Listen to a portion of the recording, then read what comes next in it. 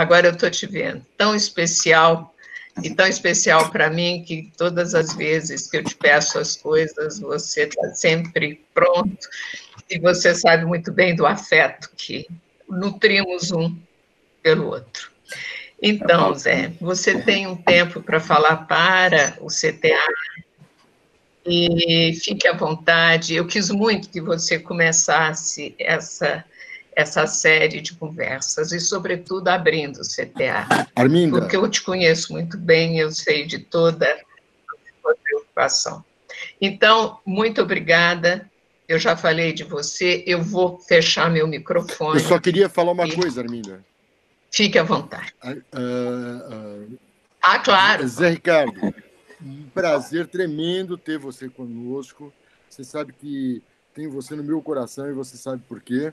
E, enfim, muito obrigado por ter aceitado falar para nós aqui na faculdade. Não há que agradecer. Para mim é um motivo de grande honra e muita alegria, né? Estar com os colegas da PFLESH, ainda que à distância, né? Que os nossos tempos obrigam, e numa situação tão delicada quanto a que a gente está passando, né? Mas é de fato uma alegria. Eu tive a minha relação com a PFLESH é antiga, né? Embora eu, Maria Arminda, uma correçãozinha só, eu não cheguei a fazer para de filosofia na FEFELESH, infelizmente não posso botar isso no meu currículo. Eu fiz várias disciplinas como disciplinas complementares, né, ao longo do meu mestrado e meu doutorado, tanto na história quanto nas ciências sociais, quanto na filosofia, o que foi para mim sempre oportunidade de muito crescimento. Depois trabalhar com você na pró-reitoria fez, né, surgir a nossa amizade e uma profunda admiração, né? Eu sempre falo com meus colegas, quando falo de você, né, que o tempo que eu trabalhei com você foi um aprendizado diário, quer dizer, cada dia era, de fato, um grande aprendizado para mim. Então, isso eu vou também carregar para a minha vida toda. Bom, a gente tem um tempo relativamente curto, né, quer dizer, acho que todos estão mais ou menos acompanhando a gravidade da situação, né? Nós todos estamos hoje com uma pandemia que já conta com mais de 2 milhões de casos, né, no mundo. No Brasil, nós estamos chegando perto já dos 30 mil casos, né, estamos lá em 29 mil e alguma coisa. Esses números vão, a cada momento, né, aumentando. Aqui em São Paulo já passamos dos 11 mil casos, né, com a mortalidade, com a letalidade alta, né, embora a gente saiba que nós temos uma subestimação importante do número de casos, porque a gente não está ainda com uma capacidade de testagem muito ampliada, né? Então, tem um estudo recente da Federal de Pelotas que estima em que a gente tenha 4 vezes mais casos no Brasil do que aquele que a gente está estimando até agora, né? Então, já devemos lá estar perto dos 50 mil casos, né? A situação é preocupante, né? O Imperial College da Inglaterra fez uma estimativa em relação a vários países do mundo, e o Brasil era um que eles consideravam críticos, né? E eles previam que se a gente tivesse medidas muito efetivas, a gente poderia chegar facilmente a 1 milhão de casos, né, aqui no Brasil. Com as medidas que a gente está tomando, a gente poderia reduzir muito isso, né, chegando até a torno de 50 mil casos, se fizéssemos o isolamento horizontal, chamado, né, esse chamado distanciamento social, né, com, de fato, robustez, né, o que não está acontecendo, né, a gente já conseguiu um distanciamento social relativamente grande, se a gente comparar, se a gente considerar que a gente não tem uma tradição de responsividade nessas situações epidêmicas, né? Essa é uma novidade para a gente, historicamente, né? A nossa grande epidemia, né, nesse sentido, foi no começo do século XX, né? Nada parecido, mais recentemente, com o que a gente está enfrentando agora. E temos, né, esse problema que todos estão acompanhando, né, de ter um presidente, enfim, que vem trabalhando contra o seu próprio Ministério, né, da Saúde, e nós temos informações, por exemplo, a gente tem vários trabalhos com jovens em regiões periféricas de São Paulo, né, e eles são uma espécie de termômetro para a gente, né, e depois daquela fatídica fala do presidente na televisão, né, dizendo que era só uma gripezinha e tal, que as pessoas deviam deviam interromper sua atividade normal. O aumento da circulação nas ruas na periferia de São Paulo foi evidente, né? O que traz um problema muito sério, né? Nós já temos uma desigualdade social muito importante, né, no Brasil como um todo e nos grandes centros em particular, né? E nós temos uma situação que já era mais ou menos previsível, né? Nossas populações da periferia são extremamente vulneráveis, né? E então a epidemia já está explodindo por lá e os hospitais que atendem na periferia, assim como as unidades básicas, já chegaram no seu limite rapidamente, né, e nós nem chegamos no pico da epidemia ainda, né, então nós vamos começar a ter também uma mortalidade já diferenciada na periferia de São Paulo em relação aos bairros centrais, né, e sem uma política muito clara de redução de vulnerabilidade para essas populações, né. Se a gente considerar, então, o estado do sistema como um todo, ele é ainda mais grave, porque o que a gente tem visto, né, tanto em termos das políticas, né, que estão sendo desenvolvidas, quanto em termos da divulgação na mídia, é um foco muito grande no nível terciário da atenção na saúde, né. A gente tem, né, os 3 níveis da saúde, nível primário, secundário e terciário. O primário é a atenção básica, os secundários são os hospitais de referência locais e com uma tecnologia material um pouco mais sofisticada que as unidades básicas, mas ainda simples, né? E os hospitais terciários, que são aqueles, então, que têm a tecnologia material mais sofisticada, onde estão os centros de tratamento intensivo, as unidades de terapia intensiva, né? Elas são fundamentais nessa epidemia, porque um dos grandes problemas é que uma certa porcentagem dos casos desenvolve, né, uma reação inflamatória que foge ao controle e provoca um quadro pulmonar muito sério, que precisa, então, da respiração artificial para sobreviver, né? Então, isso tem que ser feito em UTI. Então, toda a ênfase que está sendo feita na UTI é muito importante, né? O Hospital das Clínicas, por exemplo, fez uma operação inédita na sua história, né? Ele isolou praticamente um Instituto Central só para casos de Covid, né? As outras clínicas foram deslocadas para os outros institutos, ortopedia, psiquiatria, Instituto do Coração, né, para que o Instituto Central ficasse dedicado à Covid, né, e não ter também mistura de pacientes. Estão ampliando os leitos prontos para UTI de forma também dramática, né, nós já estamos com 200 leitos, mas com tendência a chegar a 300 leitos de UTI, né. Então, isso é importante, é fundamental, isso vai fazer com que a gente consiga, se a gente conseguir também, junto com isso, as medidas de achatamento da curva, né, conseguir diminuir a mortalidade, né, mas há um elemento central aí na resposta do sistema de saúde, que está sendo pouco considerada, né, que é a área de atenção básica, né, porque a atenção básica, ela é, digamos, a porta de entrada para o sistema, né, ela está capilarizada. Uma das vantagens do nosso sistema de saúde é a gente ter feito durante muitos anos um investimento grande na atenção primária, na estratégia de saúde da família, no SUS, né, então essa rede se capilarizou bastante, né. Agora, aumentou também, proporcionalmente, a responsabilidade dela nessa epidemia. Então, ela é aquela instância, né, que vai basicamente receber os casos que estão começando a aparecer, né, e que tem que ser triados em relação a se devem ficar em casa, se devem ser internados, né, e aqueles que estão em estado grave ser removidos já para um hospital terciário, né. Ocorre que, de uns anos para cá, a restrição de verbas para o campo da saúde, e em particular para a atenção primária, levou a situação a um estado bastante grave. Nós estamos com pouquíssimo pessoal na rede de atenção básica, que estão sendo heróicos, né? Então as pessoas lembram do heroísmo da linha de frente nos hospitais, mas se esquecem da atenção básica, onde há muitos profissionais, então, trabalhando intensamente, porque lá, além de fazer essa recepção e triagem desses casos que vão, né, crescer em proporção geométrica nos bairros da cidade, né, tem que se continuar dando conta de uma série de outras coisas que não param, né? Então, tem os pacientes hipertensos, diabéticos, o pré-natal, a vigilância epidemiológica, os pacientes respiratórios crônicos, né? Tudo isso, a atenção básica tem que continuar dando conta, fazer a triagem e encaminhamento adequado das pessoas que estão, então, com a suspeita da Covid, né? Fazer a vacinação, de rotina, né, tanto aquelas de rotina quanto essa vacinação periódica da influenza, que nesse ano, então, é extremamente importante, né, para pelo menos tirar isso da frente, né, e tentar esvaziar um pouco mais também os leitos hospitalares de quadros de problemas respiratórios graves, né, e a atenção primária, além de estar contando com pouca gente, está com um problema seríssimo de falta de equipamento de proteção individual, né?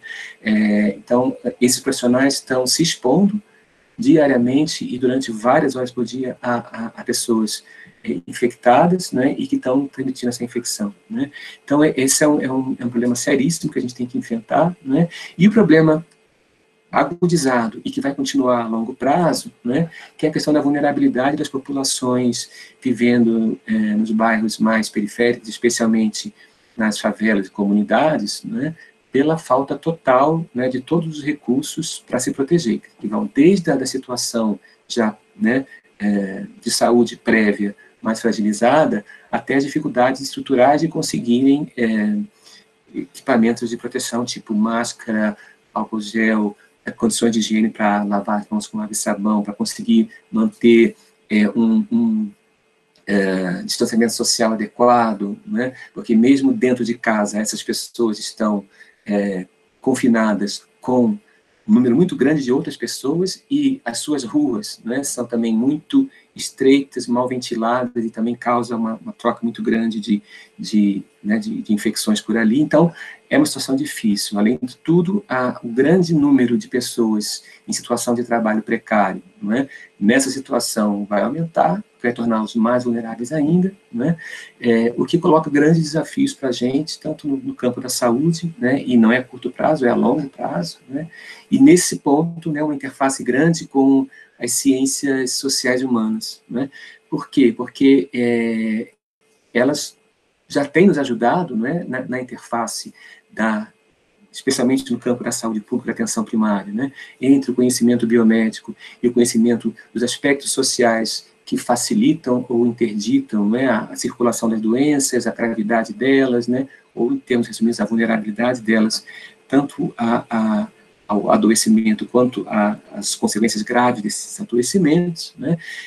Então, nós já sabemos como os estudos sobre relações entre gênero e saúde, entre raça e saúde, entre classe social e saúde têm sido importantes no campo da saúde coletiva, né, e agora, muito particularmente, né, nós já tínhamos, né, já de longa data, previsto que esse modelo, né, de desenvolvimento econômico e organização social e política brasileira, que estava gerando essas desigualdades cada vez mais intensas, iriam ser, mais cedo ou mais tarde, né, iriam repercutir nesses fenômenos de saúde muito graves, muito difíceis de controlar, né, isso está acontecendo agora, evidentemente, né.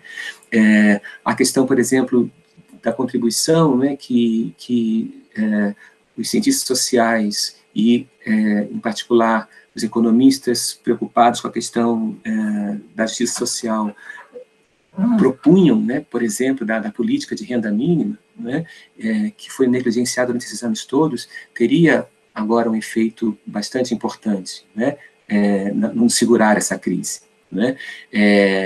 Alguma coisa se começou com a política do Bolsa Família, né, que inclusive não só transferiu renda, mas também, as pessoas quase não sabem disso, mas articulou a Bolsa Família, uma adesão à escola e cuidados básicos de saúde, que também teve um impacto importante, né? A gente aumentou a cobertura vacinal, a gente aumentou a escolarização, né? Isso teria também efeitos a longo prazo e que estão sendo abandonados, né? Mas precisa ser retomado, precisa ser discutido, precisa ser demonstrado, inclusive, né, como que repercutiria na saúde pública geral, né, uma política de renda mínima estável, efetiva e articulada de forma intersetorial, né. Além disso, nós estamos vivendo também outros problemas agudizados, né, pela epidemia e pelo distanciamento social, né, e que nós vamos ter muita dificuldade de resolver, né. Nós já estamos tendo, não é, com distanciamento social e as pessoas tendo que ficar em casa, né, um aumento da violência doméstica, né, o número de casos de violência contra a mulher já aumentou, já é visível em estatísticas, que era uma preocupação e já está acontecendo, né, Nós temos tido também informação, embora ainda não tenhamos números em estatística, mas já temos, pelos nossos informantes, nos nossos vários projetos, que a questão da LGBTfobia já tem resultado em violência contra jovens, não é? Nas suas casas e nos seus bairros, pela uma convivência mais forçada, não é? E sem muito recurso, né, a qualquer tipo de auxílio, né? Outra preocupação importante a gente sabe, por exemplo, que nesse rearranjar de recursos, né, que a gente está sendo obrigado a fazer para responder à questão aguda da epidemia, e, somado a isso, o ambiente conservador que a gente tem, né, certas políticas tendem a ser marginalizadas em relação às outras.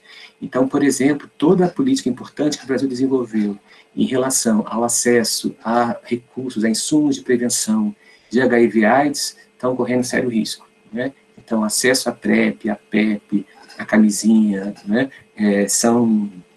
é uma ameaça importante, e aí nós teremos, junto com né, o Covid, o aumento de novo dos casos de HIV/AIDS, né, isso é uma consequência também que a gente está mais ou menos prevendo que venha a acontecer, né? E aí eu acho que todos os estudos que nós temos feito, né, e precisamos intensificar, né, sobre questões de gênero, sobre questões de raça, de classe social, e especialmente os estudos de interseccionalidade, né, que nos ajudam a pensar essas coisas de modo articulado, vão ser muito importantes agora.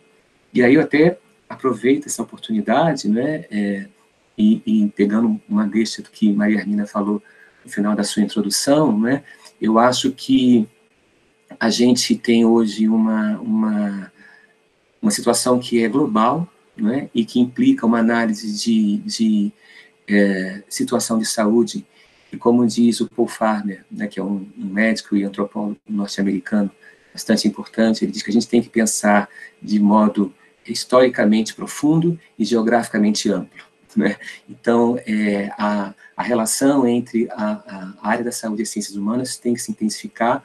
Nós estamos começando lá na Faculdade de Medicina a organizar uma iniciativa mais estruturada de saúde global, e eu acho que contar com a parceria da FEFELESH na construção de diagnóstico de situação, né, e pensar alternativas de trabalho prático juntos vai ser alguma coisa muito, muito importante, que pode nos colocar num patamar de qualidade elevado, né? Eu acho que esse era o painel, mais ou menos, que eu queria traçar, né, dado o tempo que a gente tem, mas estou completamente à disposição para a gente conversar um pouquinho, se tivermos tempo, e se eu puder dirimir alguma dúvida ou trazer alguma reflexão adicionalmente. Obrigado.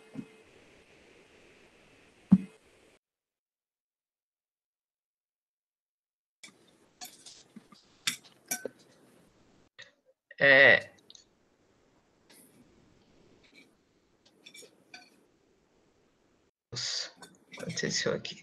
Zé Ricardo, muito obrigada pela sua exposição. É uma exposição excelente, como você sempre faz, né? E eu queria também dizer que eu estou vendo agora o Paulo, eu mesma não estou aqui muito. Bom, eu queria dizer o seguinte, Paulo, no que me diz respeito, é claro que eu sou a diretora da faculdade e portanto, meu raio de ação é sempre limitado, né? No que me disser respeito, eu quero dizer que a faculdade tem muito a contribuir e seria muito importante que a gente estabelecesse uma relação com a Faculdade de Medicina nesse momento, num projeto de pesquisa que a gente pudesse pensar conjuntamente isso. Então, acho que esse convite que você faz, institucionalmente eu posso responder. Nós temos todo o interesse em aderir. Posso até pensar na possibilidade da gente ainda nessa semana que vem, se você quiser, porque as pessoas estão fazendo essas pesquisas, elas continuam na reunião com dos diretores, com o reitor. Eu fiquei, assim, muito impressionada que tem em torno de 200 grupos de pesquisa interdisciplinares, acho que a faculdade não está, mas interdisciplinares, trabalhando com esse tema. E eu chamo muita atenção para uma coisa: nós, uma faculdade que tem como vocação pensar o mundo e pensar criticamente ao mundo, temos que dar uma resposta. O que está acontecendo com os profissionais da saúde é uma coisa que só pode sensibilizar todo mundo. Nós não podemos ficar isolados diante disso, nós temos um papel a cumprir também, se não por mais nada, de solidariedade com o que está acontecendo com as outras áreas. Muito obrigada. Eu acho que eu consulto o Paulo, mas eu acho que a gente podia ter uns 10 minutos de questões. O que você acha, Paulo? Zé Ricardo, olha, foi um tremendo prazer, como foi quando a gente conversou recentemente, né? Enfim, eu quero dizer que a sua fala foi precisa, tranquilizadora num lado, mas preocupante do outro, e a gente tem que encontrar realmente maneiras da gente estabelecer essa interface, essa ligação importante que é entre a saúde e as humanidades, quer dizer, porque eu acho que é uma relação indene, né? Não há como separar-nos. Então, eu quero dizer, primeiro, que te agradeço muito a fala. A fala foi esclarecedora, enriquecedora, e eu gostaria de ouvir os colegas a falar com você. Olha, mas antes de tudo, eu quero te agradecer efetivamente essa contribuição que você tem dado à faculdade, não só nesse momento, como em outros. Então, muito obrigado, Zé. E, olha, foi demais, cara. Muito bom. Um abraço. Antes das pessoas... já vi que tem uma docente que quer falar, mas só eu tenho recebido aqui pelo chat vários retornos muito positivos. Eu fico, de fato, muito grato, assim, feliz mesmo, porque, como eu disse, eu tenho um enorme carinho e afinidade com a FEFELESH, né? Tenho trabalhado com vários colegas, então tinha uma preocupação muito grande de poder, de fato, trazer alguma contribuição, né? E pelos retornos que eu estou tendo, eu fico feliz de ter respondido um pouco a expectativa de vocês, né? E estou à disposição para conversar.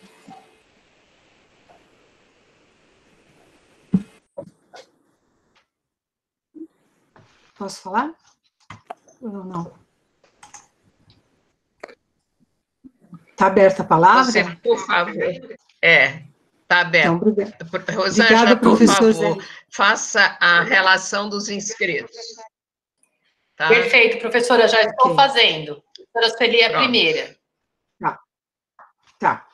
Boa tarde a todos e todas, muito obrigada. Olha, eu queria comentar alguma coisa com o professor Zé Ricardo, muito obrigada pela exposição, mas queria também começar dizendo que eu fiquei muito emocionada com a fala da professora Maria Arminda, me senti muito emocionada mesmo nesse momento de ver como nós todos estamos sensibilizados e impactados por tudo que está acontecendo, mas tem uma sinergia muito comum no que a gente está sentindo e pensando sobre o que está ocorrendo na sociedade e também internamente a nossa faculdade.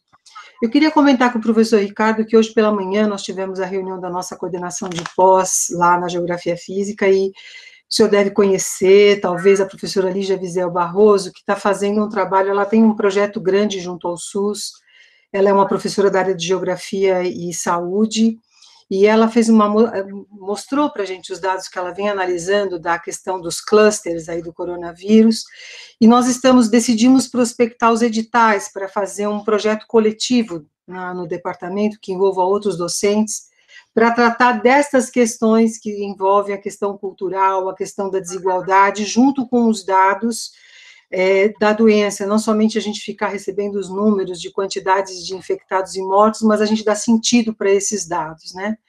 E eu queria muito, depois que passar agora essa nossa reunião de hoje, poder chamá-lo para... A gente combinou um grupo de trabalho, a professora Lígia Wiesel Barroso, ela vai coordenar esses dados, ela criou um site, inclusive, trabalhando com dados em tempo real, para a gente analisar, e nos convidou para fazer uma coisa mais robusta. Ocorre que temos um problema que nós, agora, já terminada a reunião, antes de começar nós vimos que a maior parte dos editais que estão abertos para a Covid-19, eles não contemplam as ciências humanas, né?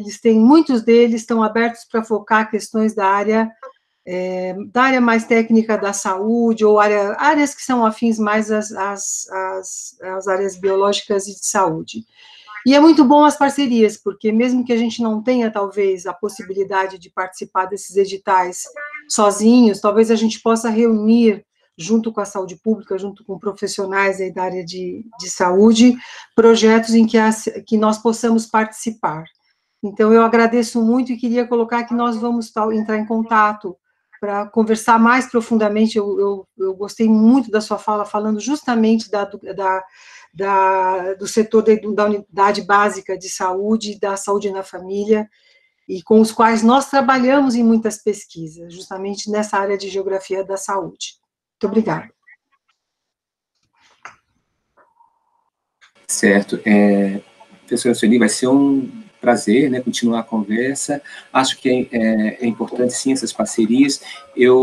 A gente já está tendo, né, um desses projetos que eu me referi, né, que a gente tem contato com jovens da periferia, o professor Júlio Simões, da antropologia, tem participado, né, então, acho que a gente tem muitas interfaces mesmo para explorar, né.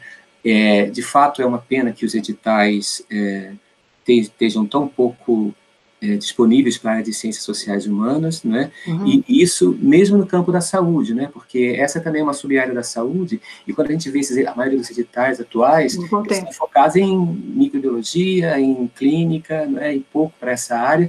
A gente recentemente fechou, encaminhou agora um projeto para a CAPES, né? Pegando uma carona no item epidemiologia, mas ampliando da epidemiologia para uma interface, né, com as pesquisas mais na área de serviços e de aspectos de vulnerabilidade, né. Agora, não sei também se isso aconteceu na área de vocês, mas a gente, nesse projeto da FAPESP, sobre saúde, promoção da saúde com jovens em escolas da periferia, a FAPESP ofereceu a possibilidade de se fazer um acréscimo a esses protocolos, incluindo a questão da Covid, né? Então, eventualmente, vocês também possam fazer isso, né? Quer dizer, incluir em áreas que já investigam, que seja de fronteira com a saúde, né? Explorar, parece que esse é um edital que está aberto para alguns projetos, não todos, tem que ser, acho, projeto temático, enfim, aqueles grandes projetos, né? E que até dia 30 de abril, se não me engano, né? Então também seria... Eles todos são agora para o final de abril, a maior parte dos editais. Isso. Nós vamos conversar sim, vai ser um prazer, importante. Obrigada.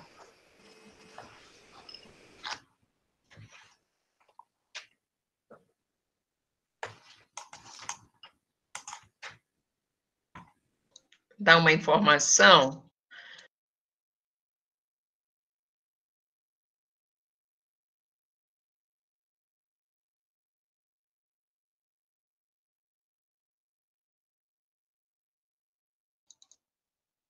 Posso dar uma informação? Na reunião dos diretores com o reitor, o pró-reitor de pesquisa disse que um dos projetos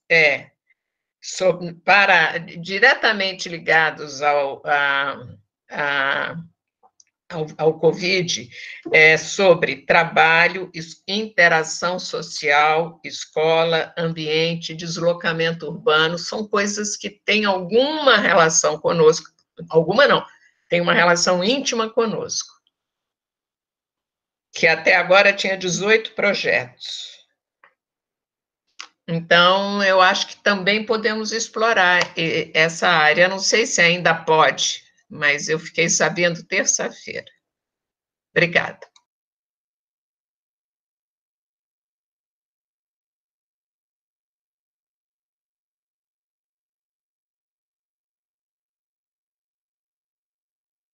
Próxima agora é a Maria. Fala, professora.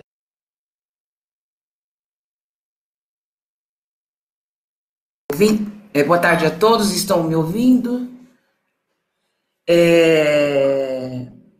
Muito interessante, professor, como eu já agradeci no chat, e gostaria de talvez fazer uma sugestão à direção, dado que com todas as preocupações que a professora Maria Arminda apresentou no começo da fala, que nós já estamos 40 dias parados, e na exposição do professor José Ricardo, e isso não nos é estranho, que a imprensa também tem levantado esses dados sobre a violência doméstica, e agora o senhor apresentando as questões também da LGBTfobia, desculpe o termo, mas eu gostaria de sugerir, professora, se seria possível fazer uma atividade, uma fala do professor Ricardo, voltada exclusivamente para os funcionários da FEFERESH. Isso seria ótimo se pudesse fazer para todos da USP, porque é sabido que temos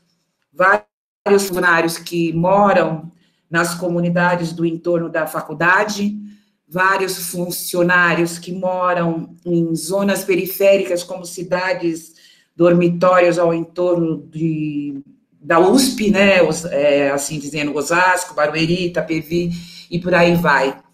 E quando se apresenta, todos agora estamos nos preocupando e temos que nos preocupar com a questão da Covid, mas o passagem por esse período é preocupante, porque viram todos esses dados, nós não sabemos, no sentido de falar com as pessoas, alertá-las de tudo isso que vem junto na bagagem de uma epidemia tão grande como esta. Então, fica a minha sugestão, se pudesse fazer uma atividade, até para mostrar para alguns funcionários que estão longe, que talvez não estão tendo acesso e não tenham a dimensão do que está realmente acontecendo. Obrigada.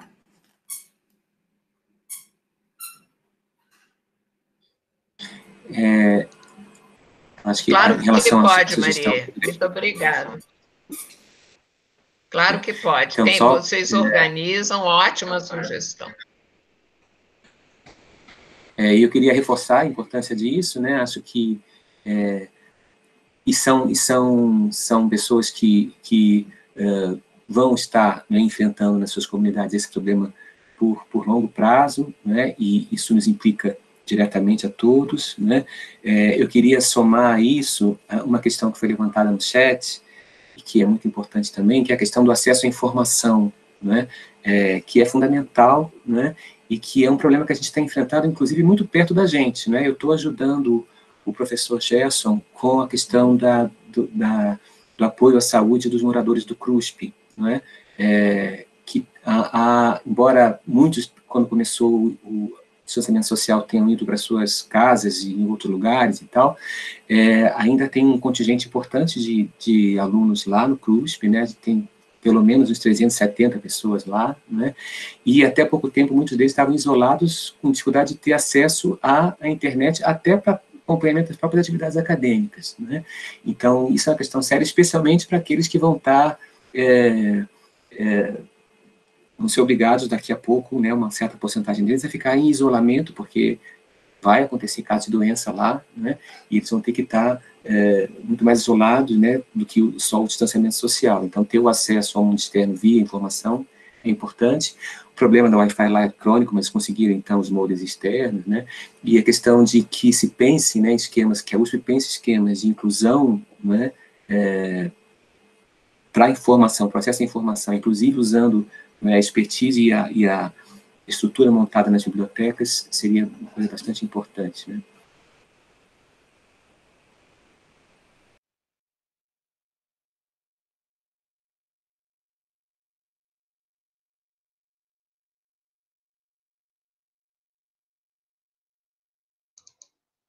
Eu tenho desligado o meu telefone, mas eu percebo que talvez o meu microfone eu tenha que deixá-lo ligado, porque tem uma sequência de inscritos.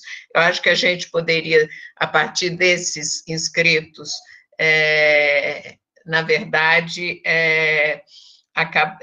posso pedir até ao professor Zé Ricardo para voltar no outro momento. Na verdade, a gente podia, talvez, encerrar as inscrições por 2 motivos: para não onerar mais o Zé Ricardo, e também não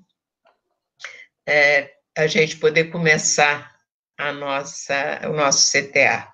Mas eu queria muito iniciar esse tipo de atividade com uma oficialidade, né? E a oficialidade é chamando ao CTA o professor Zé Ricardo, que eu não sei nunca como agradecer, porque a gente não agradece amigo, porque a gente, para agradecer amigo, ainda mais um amigo como o Zé Ricardo, você tem que agradecer a vida, né? Que é ter esses amigos como você, viu, Zé? Muito obrigada. E agora, quais são os inscritos? Sou eu, professora. Posso falar?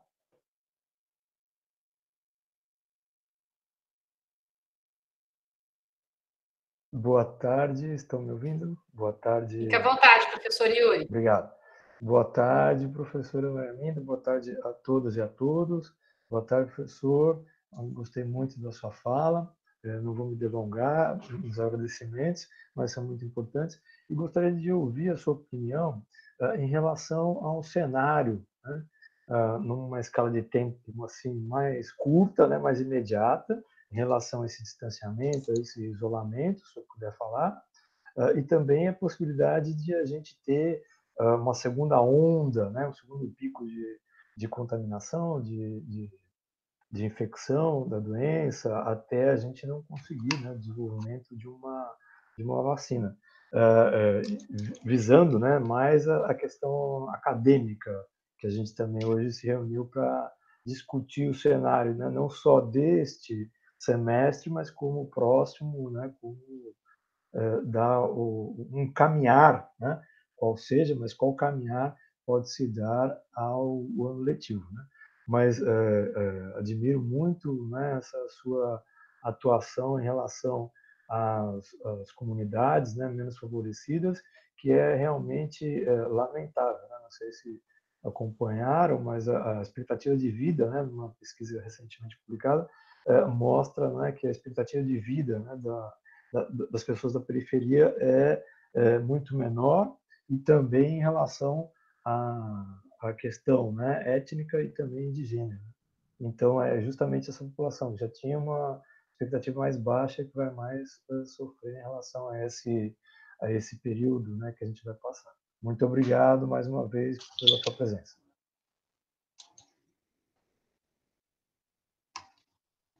A próxima inscrita, eu acho que quer falar antes de eu responder, porque parece que a pergunta se articula. Posso falar? Bom, primeiro eu também queria agradecer a sua palestra, professor José Ricardo. A minha pergunta vai na mesma linha.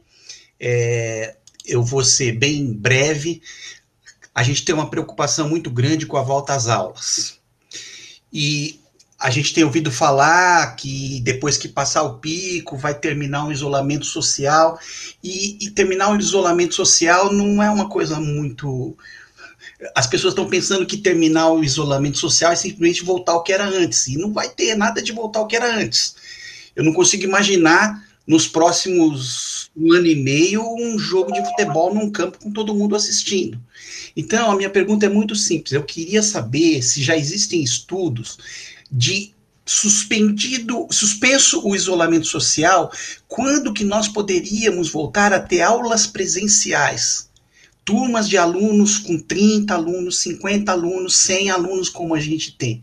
Isso, para mim, é uma preocupação, porque a gente precisa planejar o semestre que vem, a gente precisa planejar o ano que vem, e então eu queria saber especificamente se existe algum estudo sobre volta a aulas presenciais. É basicamente isso. Adorei a sua exposição, muito bom. Obrigado, só isso. Ótimo, professor Yuri, professor Edelson, muito obrigado pelas palavras, e a questão é muito importante para a gente, né, estratégica para a gente, né. A questão da evolução da epidemia e das respostas, ela é muito ainda pouco previsível, não é? Por várias razões, seja porque primeiro contato que a gente está tendo com esse agente, né, infeccioso, né, a gente não tinha uma experiência prévia com ele para ter muitos parâmetros para fazer modelagens e pensar em tendências, né, isso por um lado. Por outro, como um tipo de vírus que ele tem uma tendência a mudanças, não é? A mutações. Então, a gente já sabe que existem diferentes tipos do coronavírus 2 circulando no mundo, né? Em diferentes regiões geográficas. Então, também a gente não sabe se essas mutações, o quanto elas vão interferir na transmissibilidade, na infectividade e na patogenicidade, né? Que são 3 aspectos que a gente tem que considerar numa epidemia, né? Por outro lado, depende muito também da resposta que se produz, né? Como eu falei logo no início, quando as estimativas que o Imperial College fazia, né? Vocês veem que se a gente não tivesse nenhum tipo de resposta organizada, né, a catástrofe que seria, né? Nós estamos conseguindo fazer, e temos essa vantagem de ter o Sistema Único de Saúde, que favoreceu muito a construção da resposta nacionalmente, né? Mas ainda assim nós temos muitas fragilidades estruturais e temos essa instabilidade política, né? Que está sendo muito danosa, né? Então a gente não sabe exatamente quanto a gente vai conseguir fazer uma política nacional integrada, coerente, consistente e sustentada, né? Para poder fazer previsões mais seguras, né? Mas o que tem sido a tendência mais aceita, né, é de que o distanciamento social, pelo menos até que se desenvolva uma vacina, e a vacina não está tão perto de ser desenvolvida, né, por mais rápido que seja, isso ainda demora. O distanciamento social é a medida mais impactante do ponto de vista de saúde pública, né, com o famoso achatamento da curva, né?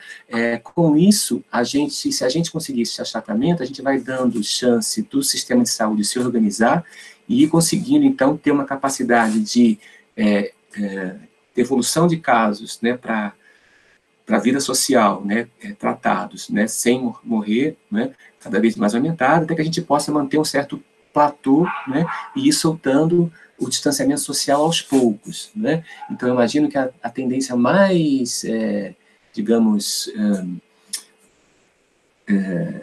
sensata, né, do ponto de vista de saúde pública, vai ser começar a fazer, conforme começar a baixar, né, a rapidez da ocorrência de novos casos, né, e o nosso sistema de saúde mostrar que está conseguindo dar conta do fluxo de entrada e saída, né, das pessoas que precisam de UTI, né, a gente começar a liberar primeiro por aqueles setores mais estratégicos, do ponto de vista de fazer a economia se reorganizar, né, se reativar, né, e depois ir liberando aos poucos, e eu imagino que a gente não vai conseguir liberar atividades escolares antes do segundo semestre. Né. Eu acho que esse semestre a gente vai ter que considerá-lo que até julho, agosto, a gente vai ter que trabalhar à distância. Né. Essa é a minha estimativa, mas, de novo, vai depender muito das políticas, né, e do comportamento geral da epidemia.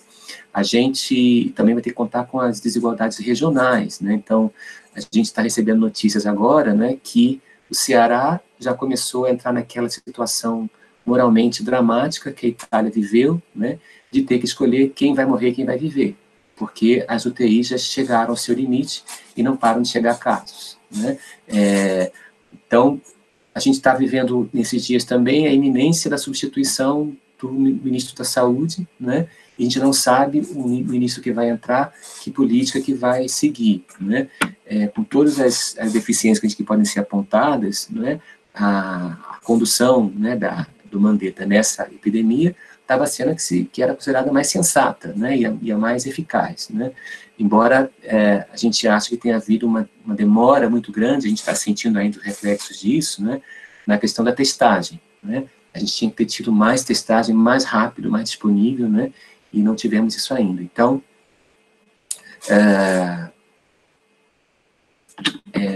Então, vamos ver, mas eu tenho a impressão que a gente tem que trabalhar com a hipótese de termos que concluir esse semestre, ainda que seja uma conclusão menos adequada e um pouco mais prolongada, né, até julho, agosto, né, e pensar que as atividades presenciais, se tudo correr bem, né, no segundo semestre, embora a gente vai ter que traçar um plano estratégico, né, para conseguir dar conta do que vai continuar acontecendo, que a gente vai continuar tendo casos, né, e que vão ter algum tipo de controle, e as próprias atividades sociais, né, vão ter que, de alguma forma, contar também um pouco com essa possibilidade de que haja necessidade de alguma intermitência, né, nas atividades depois de retomadas. Agora, eu concordo, né, com o Edelcio, que se nós tivermos a cabeça no lugar, né, grandes aglomerações, né, elas vão ter que ser postergadas fortemente. Né? Esse ano, acho que seria absurdo, num país como o Brasil, a gente tentar retomar algum tipo de atividade coletiva mais ampla, né, até mudança mais radical da situação.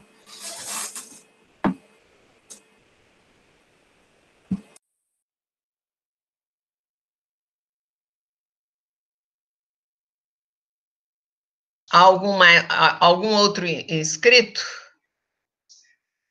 Não, professora. Não, professora, inscrições encerradas. A última a falar foi o professor Edelcio mesmo. Muito obrigada, professor José Ricardo, aproveitando a oportunidade. Muito obrigada.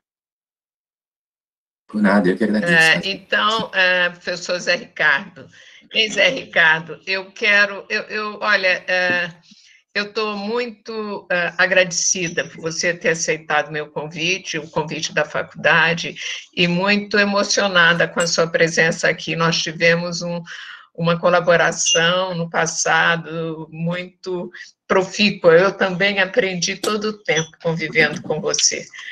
E quero dizer que eu quero muito que a faculdade se engaje, do meu ponto de vista pessoal, nesses projetos.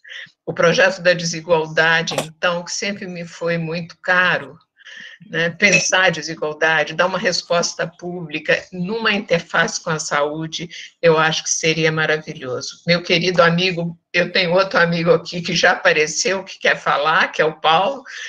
Muito obrigada. Eu quero que, quando você pudesse voltar para conversar com a faculdade. Beijo grande, Zé. Obrigada. Paulo, você quer falar, não quer, querido?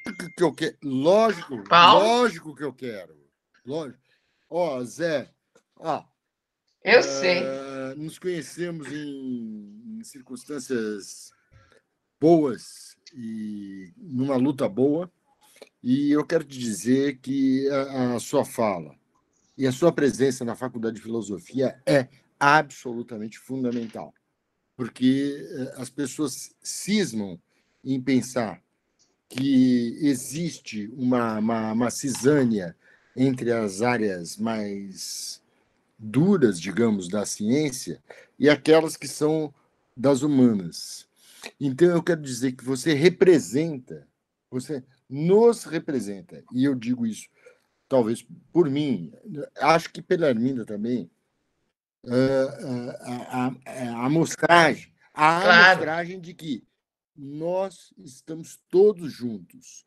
E eu quero dizer que eu agradeço demais a sua fala, ela é esclarecedora. É importante que quem está presente nesse CTA, que são chefes de departamento, convidados, né, e os presidentes das comissões estatutárias, funcionários, funcionários, enfim, todos ouviram você, e eu acho que você deu o recado importante, que é para mostrar que a gente não está descolado daquilo que é geral, né?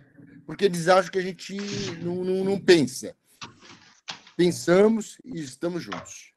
É isso. Olha, muito obrigado, Zé Ricardo. Nada, eu que agradeço a chance de ter esse contato com vocês, né? Mesmo nessa situação tão difícil que a gente está passando. aprendendo, né, professora Maria Arminda, a usar esses novos meios de interação aí, que eu também estou tendo que aprender a cada dia, né, com os meus alunos, com os companheiros e tal, mas que é sempre uma satisfação muito grande, um estímulo intelectual e um prazer afetivo também estar com vocês, né? Vamos continuar juntos e aproveitando todas as oportunidades que nos forem possíveis para intensificar essas trocas, né? Desejo a vocês também um bom fim de reunião aí e que a gente consiga passar por essa difícil fase da melhor forma possível, cumprindo a nossa missão social da melhor maneira possível, né? Um abraço a todos. Beijo, Zé. Obrigada.